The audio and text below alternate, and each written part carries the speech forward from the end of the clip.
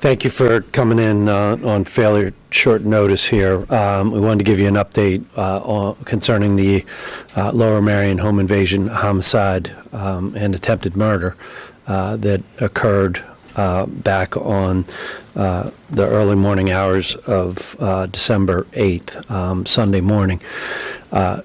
In this, with me is Superintendent of Police Andy Block from Lower Merion. You'll see also with me is Chief of Police of Abington, Pat Malloy, who is here because we were able to apprehend one of the individuals that was involved in this home invasion, and that was due to a great partnership with Abington Police and the work that they did to safely get a very dangerous man into custody. Everybody showed great restraint with this. He was in a crowded building with a number of apartments, and we were able to apprehend Charles Fulforth without incident earlier today. So to update where we are at this point, we were able to, through our investigation, determine that the two individuals, Kelvin Roberts, who we are still looking for, and Charles Fulforth were together. They were in the area of Sansom Street. They went to the area of the home invasion on Meredith Road. They left in two different cars afterwards. One of the cars was the victim's car that was stolen after a number of items were stolen from the house, and that was then tracked back to the Sansom Street area, which is where we found the victim's jewelry box. I'd also like to update a bit on Bernadette Gaudio, who was the mother of the victim of the homicide, who was also shot. She's a very brave and courageous woman. She is still in a very difficult place, but she has been going in the right direction with things. We were able to speak to her, and we hope that her recovery, although I think, she unfortunately is experiencing, she's paralyzed right now, and trying to work through that, but she seems to be getting a little bit of movement, and we hope and pray for more of a recovery from her. So that's the update at this point. I want to put the picture up of Charles Fulforth, a 41-year-old individual who was living in Jenkintown at the time, and I want to reiterate the other individual that we're looking for. We put a picture out of him, Kelvin Roberts, already, and here is another photograph of him, and I hope that maybe if he has tried to change his appearance in any way, that this will be a helpful photograph for you all to get out. So we'll take questions. Again, Chief Malloy was involved in the arrest of this individual, and we're very thankful for his role. And of course, Superintendent Block, this was in his jurisdiction. Do you have any indication how this house was chosen? No. We're still working, and look, we have a ways to go in this investigation, but we have not been able to develop the reason why it was this house. I think we have a lot of things that we have still to work out, and hopefully I'll know at some point, but I don't know right now. It sounds like there was no provocation for the shooting. Is that? Yeah. So the individuals simply went into Bernadette's room and shot her. And, I mean, she was basically bedridden at the time. She had a injured leg, and then she couldn't move afterwards because of where the one of the bullets struck her.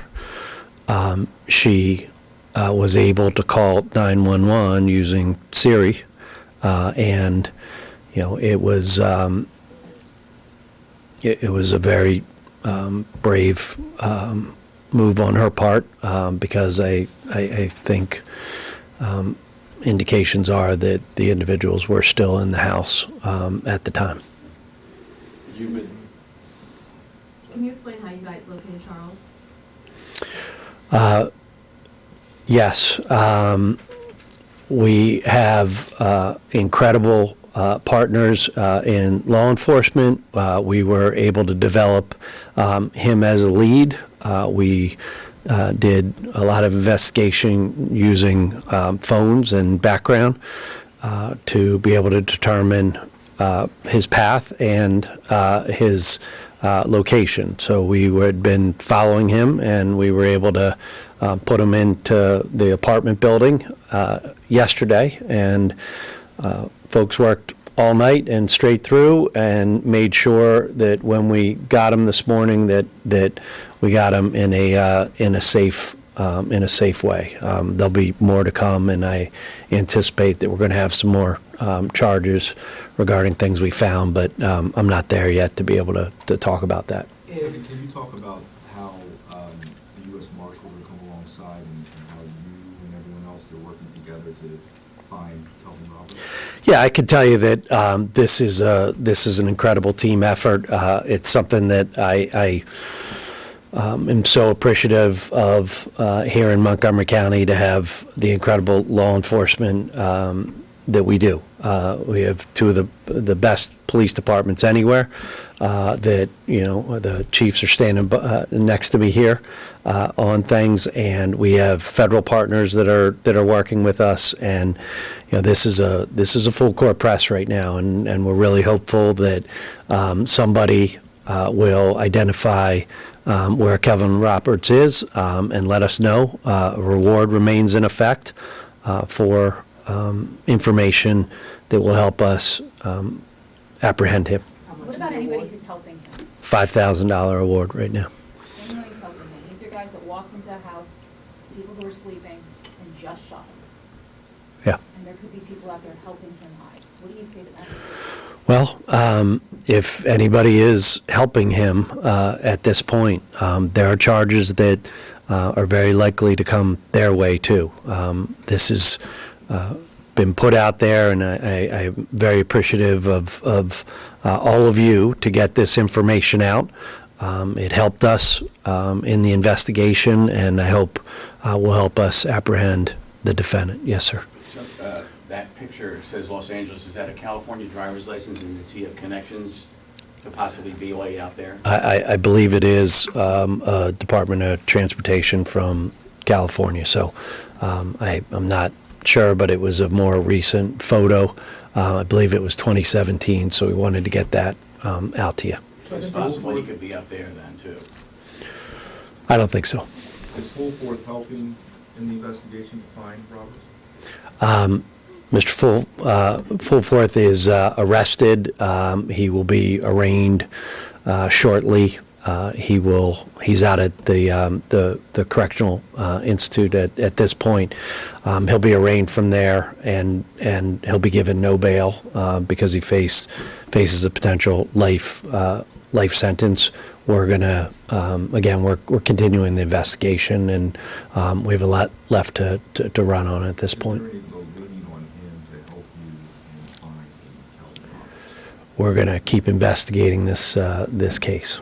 when you talked to us on Monday, when things were still developing and not Yeah. clear, you had indicated that the son was shot while fighting back. Is that still what it appears, or is it more he was just shot? No, and we were able to confirm this through the conversation that we were able to have with Bernadette. It seems that Andrew had come to help her in her room, and that's where he was murdered.